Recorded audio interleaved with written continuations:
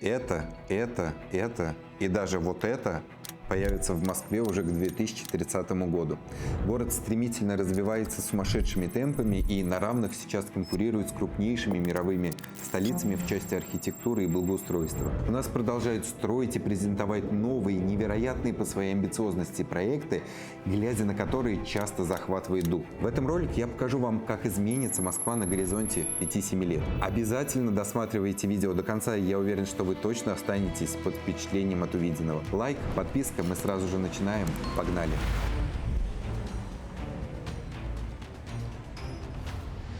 В одном из недавних своих интервью главный архитектор столицы Сергей Кузнецов рассказал, что в Москве формируется свой собственный архитектурный стиль и дал ему имя эмотек или эмоциональное техно. На самом деле идентичность куется в создании нечто совершенно нового и максимально непохожего и максимально неузнаваемого. По его мнению, представителями этого жанра стали парк Зарядье, новые кластеры МГТУ имени Баумана и Ломоносов МГУ, а также дворец художественной гимнастики Ирины Вины-Русмановой в Лужниках. Новый стиль характеризуется сочетанием современных материалов и умышленным использованием сложных инженерных решений, которые архитекторы не скрывают, а наоборот стараются подчеркнуть. И некоторые считают, что новая архитектура только уродует город, а другие от нее наоборот без ума. Вообще объекты, составляющие облик города и становящиеся его символами, никогда не похожи на все остальные постройки. Нам кажется, что Большой театр, к примеру, всегда стоял там, где стоит, хотя для Москвы 19 века, это было совсем неочевидным решением. То же самое и с Успенским собором и зданием ГУМа. Незадолго до постройки любого знакового объекта ничто в городском ландшафте не диктовало его создание. Люди всегда говорили, что это здесь возникло, оно же вообще не отсюда. Так или иначе, современная архитектура Москвы в любом случае никого равнодушным не оставляет. Она пытается нащупать какие-то новые горизонты, быть максимально не похожей на привычные нам, и при этом нести эмоциональный, драматичный заряд, вызывая у всех яркий отклик.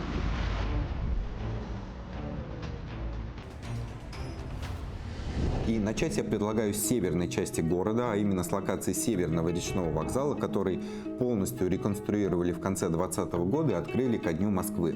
Здесь облагородили набережную, перестроили все причалы, благоустроили парк, работает каток в зимнее время, открыли кафе, рестораны, появилось множество мест для прогулок и отдыха, и в итоге получилось просто невероятное по своей атмосфере, бесподобное, очень уютное место. Если еще не были, это must-have посещение. К тому же отсюда также можно отправиться и всей семьей в путешествие на круизных лайнерах как по области, так и по самым красивым регионам России. В части жилья уже к введенному в эксплуатацию комплексу «Акватория» здесь к концу 20-х годов появится ЖК Л-67 от Пиковской дочки застройщика «Форма» и еще пару проектов на первой береговой линии.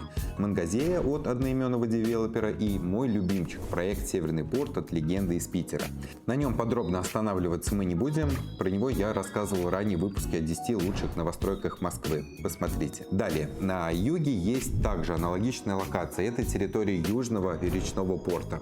На этом месте ранее располагалась огромная промзона, которая занимала около 35% площади от всего района Печатники. Изначально в 2021 году японское арт-бюро Никин Сикей выиграло здесь международный конкурс на лучший проект этой застройки, предложив вот такую концепцию градостроительного плана, в котором на площади в 43 гектара должно было быть возведено около 1,5 миллионов квадратных метров коммерческой и жилой недвижимости. Планировалось строительство в основном из высотных башен, а доминантой должен был стать 350-метровый офисный небоскреб с многоярусным атриумом в основании. Однако этим планам не суждено было сбыться. Бюро из-за спецоперации на Украине отказалось работать в России, и за редевелопмент взялись уже наши компании, которые впоследствии объединились в Ассоциацию девелоперов Южного порта. Сейчас трансформацией третьего центра столицы, как его уже успели прозвать, активно занимается компания Aion, которая осваивает здесь самое масштабное пятно для застройки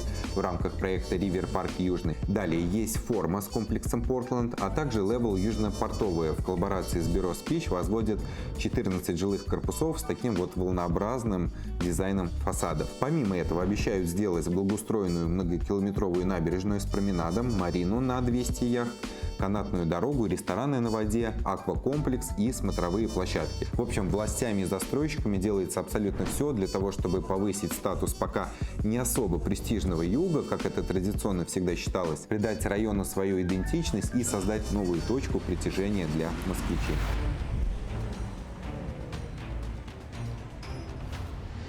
Движемся далее. На очереди следующая локация – это территория так называемого Большого Сити на северо-западе. Здесь уже давно развивается еще более масштабный, чем предыдущие два вместе взятых проекта. Осваивается он вокруг делового центра Москва-Сити, охватывает аж 5 районов на площади более чем в 3200 гектаров и включает как уже сформированные зоны, так и бывшие промышленные, подлежащие реорганизации. Для сравнения и понимания, как это много, площадь, которую занимает вся Москва-Сити, составляет всего 60 гектаров, к примеру. Здесь уже достаточно много реализованных жилых комплексов, таких, например, как Левел Причальный, Сидней-Сити от ФСК или тоже Донстроевское сердце столицы. Чуть выше по карте над участком между Хорошевским и Звенигородским шоссе строится, во-первых, 6 башен разной этажности ЖК Амбер-Сити, во-вторых, два проекта от Сезар Групп, это Сезар-Сити с такой вот классической архитектурой в ар-деко стиле и Сезар Фьючи, который, на мой вкус, выглядит гораздо минималистичнее предыдущего и оттого современнее. Очень жду, кстати, его старт продаж. А еще рядом появится кампус, комплекс апартаментов от Главстрой, спроектированный наикрутейшим американским бюро ODA, которые напоминают те самые университетские кампусы из голливудских фильмов, которые мы все когда-то смотрели. Кстати, Савинскую 27 и вот эти вот все здания также по миру проектировали эти ребята. Задумка проекта в том, что здесь будет вся инфраструктура, чтобы не выезжать из него. И это будут не только фудкорты по типу депо на Лесной, но и бассейн с волной для серферов, библиотеки, галереи, мастерские, разные стартап-генераторы, офисы и много чего другого для работы и творчества. Но отдельное внимание я бы хотел уделить таким проектам, как Joyce от MR Group, который состоит из 4 разновысотных башен высотой до 300 метров, и комплексу апартаментов Emotion. Посмотрите, какая необычная здесь ступенчатая архитектура и вообще в целом, как интересно интегрирован в нее спа-комплекс с открытым бассейном и другие места общего пользования. Ну а если далеко не уходить от этих районов, то можно еще несколько слов добавить о территории бывшего самолетостроительного завода МиГ, который специализировался на производстве военных и гражданских судов. Административно он, правда, находится в Беговом районе напротив стадиона «Динамо» и не входит в общую локацию Большого Сити. Хотя, если честно, у нее на самом деле нет как таковых четких границ. Здесь одна из структур компании Capital Group стала победителем торгов на право провести реорганизацию 64 гектаров земли. Они стали единственным участником этого конкурса, так как по условиям аукциона в нем мог принять участие только тот девелопер, у которого есть опыт в реализации объектов высотой более чем 350 метров. И под эти параметры одни из немногих подходили лишь Capital Group, которые возводили башню Ока в деловом центре. Всего на этой территории предполагается возвести более 2 миллионов квадратных метров недвижимости, в том числе 1,4 миллиона квадратов жилья, а инвестиции в проект, реализация которого займет четверть века, превысит аж 300 миллиардов рублей. Точной информации, как и что будет здесь, еще нет, но предварительные рендеры будущей застройки вы могли видеть у себя на экране. Далее смещаемся в район Филевского парка, где также отдельное внимание стоит уделить Национальному космическому центру, который строится по поручению президента. Общая площадь зданий составит здесь более 250 тысяч квадратов, а доминантой комплекса станет треугольная 47-этажная башня со шпилем высотой 288 метров. Внешне, как можно догадаться, она символизирует ракету, установленную на стартовой площадке. И предполагается, что НКЦ, который станет новой штаб-квартирой Роскосмоса, будет крупнейшим космическим центром в мире. Ну и закончить этот блок хочется районом Мневниковской поймы. Здесь стоит отметить, во-первых, жилой комплекс «Остров» от Донстроя с его бесконечными очередями. В этой части города никогда не было производств, поэтому здесь достаточно оптимальная экология. Вокруг вода, много зелени, парки, и на самом деле это но такая уникальная локация, которой внутри МКАДа уже нет и не будет. Это такой своего рода город в городе. В проекте 10 кварталов, около 35 домов будет построено, все в разных стилях, в разных классах. Есть и бизнес, и премиум, и огромный разброс по ценам. Они варьируются от 500 тысяч до 2,2 миллионов за метр. Какие-то корпуса мне не нравятся, внешне от слова совсем, а от архитектуры других я, к примеру, в восторге. Да и вообще к выбору определенного лота здесь нужно подходить с осторожностью. Также, во-вторых, городские власти активно здесь развивают и социально-спортивную инфраструктуру. На этой территории запланировано строительство нового главного московского цирка, который должен стать альтернативой действующему на проспекте Вернадского.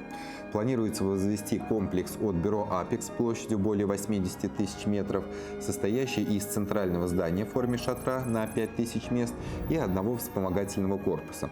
Правда, далеко не всем понравился такой дизайн цирка. Некоторые горожане сразу же его прозвали и шапкой Мономаха, и чеханой. Но лично мне приятно смотреть на эти рендеры. Я за такую экспериментальную архитектуру. Выглядит необычно и, как мне кажется, достаточно современно, под стать самому назначению здания. Что, кстати, думаете вы по поводу его внешнего вида? Напишите свое мнение в комментариях ниже. Помимо этого, в 2026 году здесь откроют Международную хоккейную академию Александра Овечкина. Обещают ледовую арену мирового уровня с эксплуатируемой кровлей, на которой реализуют уникальное решение – каток под открытым небом для массового катания. Вот просто представьте, как это будет круто. А еще неподалеку в январе этого года Собянин открыл здесь новый ледовый дворец «Навка-арена» на 2600 мест, где проходят тренировки и у фигуристов, и показывают ледовый театр. Это не реклама, никто мне за нее, конечно же, не платил, но я очень хочу сказать, что как-то побывал на представлениях у Татьяны Навки и от всего сердца хочу порекомендовать каждому их посетить. Это просто фантастическое шоу невероятного масштаба с шикарными костюмами, декорациями, с таким вот королевским размахом, после которых впечатлений у вас останется еще на полжизни. Вообще здесь, на территории Мневниковской поймы, создается один из крупнейших в Москве спортивных кластеров, где помимо ранее сказанных комплексов будет еще и центр подготовки сборной команды России по футболу, корпус арены для керлинга, баскетбольный клуб ЦСКА и база для гребли со всей необходимой инфраструктурой.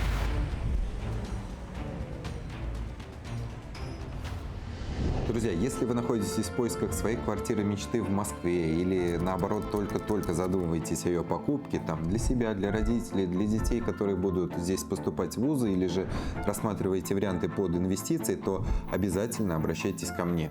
Я занимаюсь подбором недвижимости, работаю только с теми девелоперами, которые хорошо и в срок строят. Помогу выбрать лучший проект и самый ликвидный лот, а не тот, который будут впаривать в отделе продаж, там, лишь бы что-то спихнуть. И согласую для вас самые выгодные условия приобретения под индивидуальный бюджет и запрос. А главное, делаю я это абсолютно бесплатно для вас, потому что в случае сделки мою комиссию оплатит застройщик. Мой личный номер WhatsApp есть в описании. Действуйте прямо сейчас.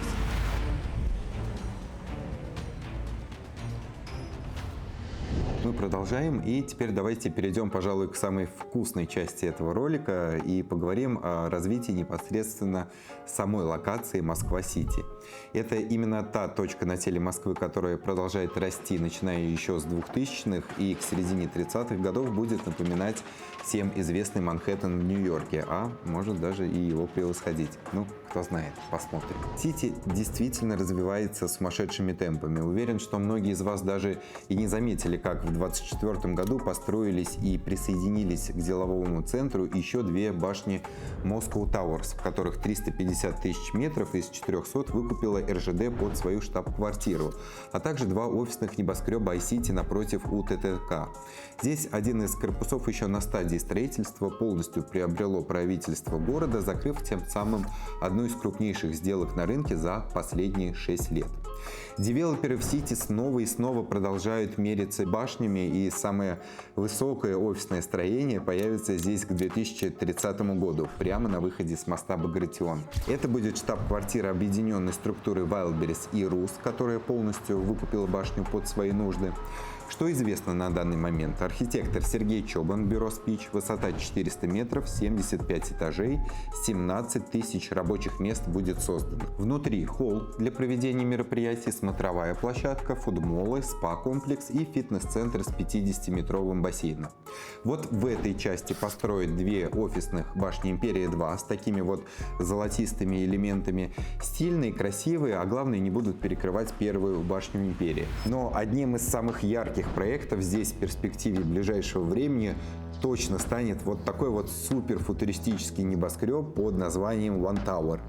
Какое-то время стройка была здесь полностью заморожена, но в 2023 году этот участок выкупил MR Group, и с главным архитектором столицы было разработано такое вот космическое здание, как говорится, что-то на дубайском, да? Как считаете? В основе архитектурного замысла лежит образ ленты Мёбиуса, символа бесконечности, двойственности, ну и такого непрерывного движения, который, собственно, и отражает эволюцию нашего города. И с технической точки зрения все это выглядит как очень сложный проект. В общем, если МР это действительно реализует на практике, будет, конечно же, невероятно круто. По соседству с One появится более скромный, но только, опять же, на его фоне Caesar Tower с офисами класса Prime. Такая вот стекляшечка со складками оригами, как мне видится, на фасаде. Но и за ним следом уже идет премиальный комплекс Дом Дау, 340 метров, 85 этажей. На текущий момент это самый высокий жилой небоскреб в России. Подчеркну, что именно жилой, то есть купив здесь недвижимость, вы получаете полноценную московскую прописку. Поясним, что в самом Сити продаются только апартаменты, и кроме как в готовых башнях Capital Towers и в этом проекте, прописки у вас больше не будет нигде, только временная регистрация. Сейчас здесь в активной фазе идут продажи квартир. Я со своими клиентами уже приобрел здесь несколько крутых видовых лотов под инвестиции. Звоните, обязательно помогу и вам с выбором. А вот здесь по подсказке, кстати, можете посмотреть мой подробный обзор этого дома. Получился такой, на мой взгляд, классный, динамичный выпуск. Заходите, оцените. Ну и изюминками среди всех этих каменных джунглей станут, во-первых, Национальный центр России, который построит на месте некрасивого, уже такого морально устаревшего экспоцентра с его страшной крышей синего цвета. Будет низкоэтажный комплекс в духе стилистики архитектуры знаменитой Захи Хадид с такими вот волнообразными формами и кривыми линиями. Кстати, распоряжение о его создании подписал лично Владимир Владимирович Путин. Национальный центр будем создавать на площадке Экспо. Да, это решено. Поэтому я очень надеюсь, что вот эту вот всю красоту, как она сейчас есть на рендерах, воплотят в жизнь. И, во-вторых, на Краснопресненской набережной рядом с парком появится многофункциональный центр Венеция. Тоже очень красивое сооружение с отсылками к классицизму и ампиру в таком вот эклектическом стиле. В состав комплекса войдет ритейл, гастрономия, бизнес и спорт. Ранее на этом месте располагалась дворянская усадьба, которая была полностью утрачена еще в начале 20 века. По этим местам в свое время прогуливались поэты Давыдов и Пушкин, а после благоустройства насладиться этим великолепием сможем и мы. В общем, я искренне буду рад, если и у всех нас появится своя мини-Венеция в центре Москвы. Подождем, увидим. Тем более, что ждать осталось совсем немного. Завершение строительства планируется уже на этот год. Ну и отдельно я бы хотел еще упомянуть о так называемой Москва-Сити-2, который будет застраиваться на месте микрорайона Камушки. Возможно, вам где-то уже попадались вот эти кадры, где сносят старые пятиэтажки. По этой локации уже много лет гуляют в сети разные рендеры. Были и вот такие картинки, и вот такие. Также здесь обсуждались различные форматы застройки, в том числе были и малоэтажные деревянные экодома, и даже воссоздание архитектурных образов наподобие патриарших прудов. Но по последней информации на этой локации разместят две вот такие вот современные высотные башни со стильным шестиэтажным стилобатом. Наполнят их, естественно, премиальными квартирами с видами на деловой центр, офисами и магазинами. На данный момент пока ожидаем утверждения окончательной концепции проекта и будем внимательно наблюдать за его реализацией.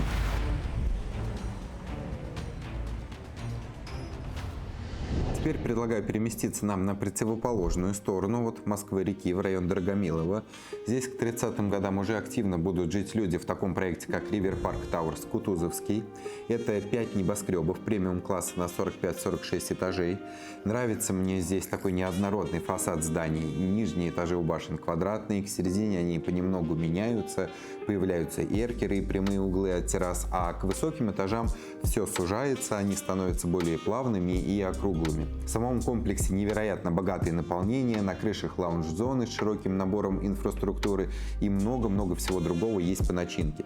Если интересно, посмотрите также подробнее о River Park по подсказке в правом верхнем углу. Далее смещаемся чуть правее на набережную Тараса Шевченко. В этой области у нас есть такой вот участок земли, принадлежащий группе компании «Киевская площадь». Это бывшая территория карандашной фабрики.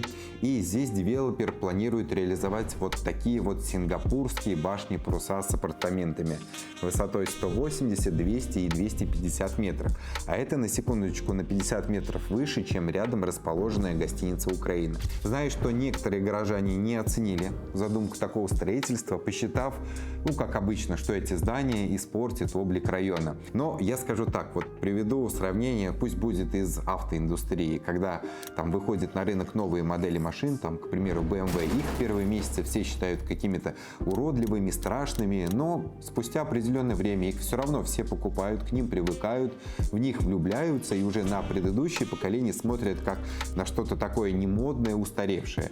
Уверен, что так будет и здесь. Если эти паруса реализуют, к ним обязательно все привыкнут, их полюбят и будут приезжать сюда фоткаться на их фоне. Поделитесь мнением, как вам такая архитектура, ребят. Дальше. Рядом с парусами строит свой проект Веспер. Это такой твердый делюкс, по-настоящему элитный проект. Здесь есть и низкоэтажные корпуса по 7 этажей, что, между прочим, является большой редкостью на сегодня, и строение повыше по 18. 655 квартир, очень камерный, всего 10 домов и такая элегантная классическая итальянская архитектура вперемешку с современной урбанистикой от бюро ODA. Про них мы уже вспоминали сегодня. Посмотрите, какие на рендерах красивые арки, причем все разных размеров, такие лаконичные, плавные формы, естественно, натуральные, качественные материалы. И все это и создает впечатление чего-то по-настоящему дорогого, к чему хочется прикоснуться. Веспер окружен у нас двумя проектами. С одной стороны, это уже сданный дом Кутузовский 12, а с другой жилой комплекс Бадаевский. Точнее, его и жилым комплексом-то даже как-то сложно назвать. Это просто какое-то произведение искусства. В прошлом году объявили о возведении элитного жилья прямо над памятником. И это, друзья, без всяких сомнений, апогей этой локации, одна из главных будущих инстазон всей Москвы. Что из себя представляет Бадаевский? Комплекс строится на месте зданий бывшего пивоваренного завода. Просто уникальнейший проект, аналогов которому нет нигде в мире. На 35-метровых колоннах возводятся такие ножки, тростинки. Какие-то из них идут прямо, какие-то под наклоном. А первые этажи вообще начинаются с уровня 10-го этажа. Вот представляете, насколько это была непростая инженерная задача. И такое решение было принято в связи с тем, что исторические здания снизу входят в число объектов культурного наследия. Их нужно было сохранить. И застройщик Capital Group совместно с швейцарским бюро Герцог де Мёрне разработали вот такую вот фантастическую архитектуру. Сами строения завода будут бережно отреставрированы и восстановлены. В них разместят большое количество разной инфраструктуры. И это и банный комплекс, и крафтовая пивоварня, и детский образовательный центр, несколько бассейнов, фудмаркеты, бутики и так далее, и так далее. А фишкой Бадаевского точно станут небесные виллы на крышах со своей террасой и с сумасшедшими видами на всю панораму столицы. Кто-то, говоря о Бадаевском, возможно, сразу же вспомнит дом авиаторов на Беговой улице, дом Сороконожка, как его еще прозвали в народе. Но лично у меня схожих ассоциаций с ним нет. В общем, это действительно нереально крутой проект, который на 101% станет визитной карточкой всей Москвы. Про него можно говорить еще долго и много, поэтому если хотели бы, чтобы я снял про него отдельный обзор, дайте знать об этом в комментариях ниже.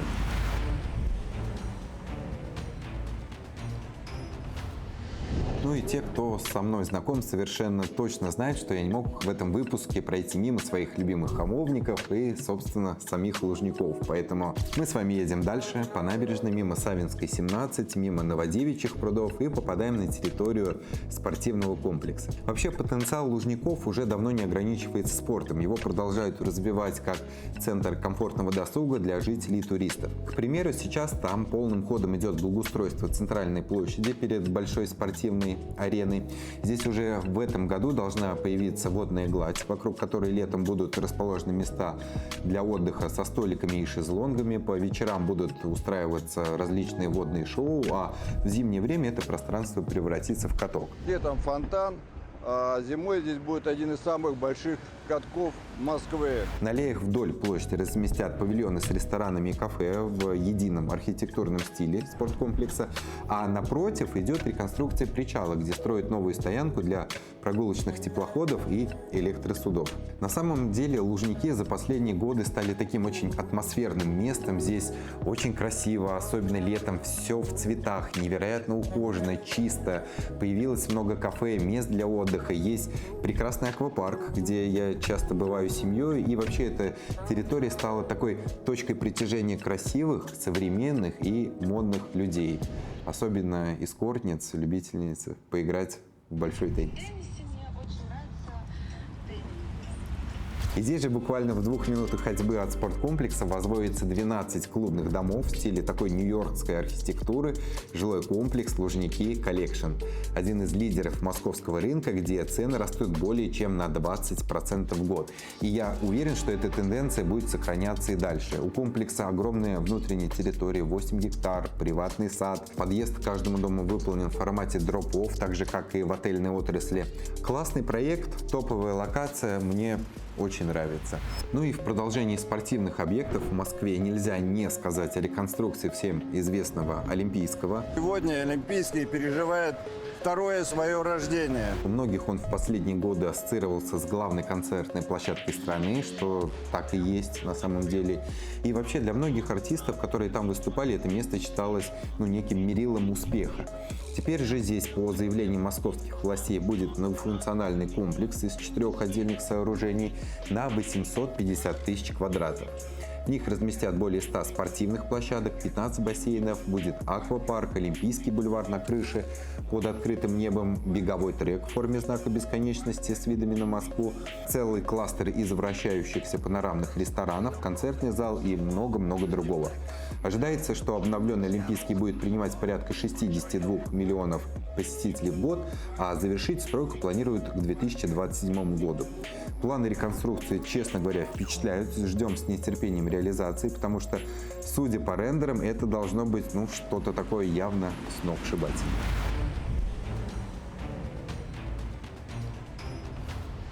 Ну и под конец ролика также хочется немного рассказать про исторический центр нашей столицы. Он тоже очень сильно меняется, преобразовывается. Здесь есть очень много интересных архитектурных проектов, таких, например, как уже сданный комплекс апартаментов Red Seven на Садовом кольце от голландского бюро. Посмотрите, как выглядит фасад этого здания, какая у него необычная геометрическая форма с выступающими пиксельными участками. С одних ракурсов здесь четко читается латинская W, а с других такая трехмерная буква М, символизирующая Москву. Дом всегда приковывает внимание, когда мимо него проезжаешь, все на него смотрят, и в этом в том числе заслуга красного, такого яркого декоративного кирпича, которым он облицован. Все обсудить в одном видео, конечно же, не получится, оно растянулось бы на часы, но я не могу не затронуть также и локацию Белорусская. Она уже давно стала еще одним центром офисной и деловой жизни Москвы. Здесь располагается много штаб-квартир крупных компаний и, конечно же, строятся современные жилые кварталы. И это и комплекс «Репаблик», и элитный проект «Тишинский бульвар» от застройщика «Смайнекс». Про него мы еще поговорим в будущих выпусках. И, конечно же, многофункциональный центр славы, реализацией которого занимается МР Групп на месте бывшего одноименного часового завода, открытого еще здесь 100 лет назад. Огромный проект, 5 очередей, среди них есть и апартаменты, и корпуса с квартирами, и будет отдельная башня с гостиницей, ритейлом и офисами, и 3 корпуса бизнес-центра, где, кстати, летом 2024 года все площади выкупил для себя Центробанк, что, несомненно, является для профессиональных участников рынка неким сигналом о том, что именно эта локация становится одной из самых знаковых в части офисно-деловой сферы Москвы. Интересно также и то, что от башни к офисным зданиям Банка России будет проложен пешеходный мост, который соединит Тверской и Беговой районы, которые сейчас разделены железной дорогой. «Слава» — это последняя работа известного архитектора Хельмута Яна. В его портфолио есть такие знаковые проекты, как Sony Центр в Берлине и терминал United Airlines в Чикаго, и комплекс небоскребов Liberty Place в Филадельфии и ряд других. А если говорить о моих эмоциях касаемо «Славы», то мне очень нравится, как она идеально вписана в текущую городскую среду. Это была непростая задача, и мне кажется, что выполнена она была архитекторами на отлично, так скажем, на славу. Получилось достаточно элегантно вписать все. Ну, а если нам переместиться еще ближе к центру, то здесь я предлагаю нам в заключении этого видео познакомиться с жилым проектом «Николь», который находится на Никольской улице в 300 метрах от Кремля. И это, конечно же, один из главных претендентов на самое близкое жилье к сердцу Москвы. Безусловно, уникальное место с невероятными переулками, с богатейшей историей, очень модный, очень красивый проект, над которым работало и французское бюро, и английский архитектор Томас Хизервик.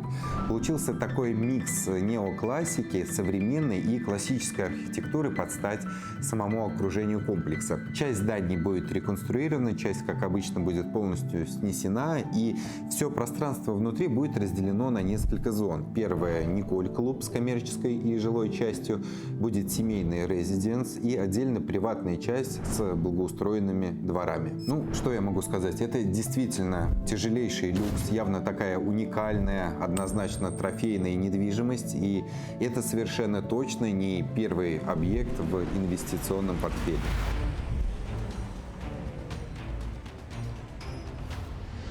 Друзья, как вам такая Москва будущего? Пишите в комментариях, будет очень интересно узнать ваше мнение. Я сам искренне восхищаюсь многими суперамбициозными проектами, про которые сегодня вам говорил. Здесь только можно выразить большой респект всем застройщикам, что не побоялись в это нелегкое время, в эпоху постоянной турбуленции, браться за их реализацию. Будем ждать, наблюдать, ну и удивляться. На этом у меня все. Спасибо, что досмотрели это видео до конца. Если вам понравился ролик, обязательно поделитесь им со своими друзьями. Не забудьте поставить лайк, подписаться на мои социальные сети и на этот канал. Здесь я обсуждаю все тонкости рынка недвижимости, говорю об архитектуре, рассказываю про старты новых объектов и показываю самые яркие и самые красивые проекты современной Москвы и Дубая. Я вам всем желаю самого прекрасного настроения и уже традиционно напоминаю: покупая квартиру, вы приобретаете не просто квадратные метры, вы приобретаете образ жизни. Выбирайте его правильно, в чем я с большим удовольствием вам всегда помогу. Мои контакты внизу, будем на связи, увидимся в новых выпусках.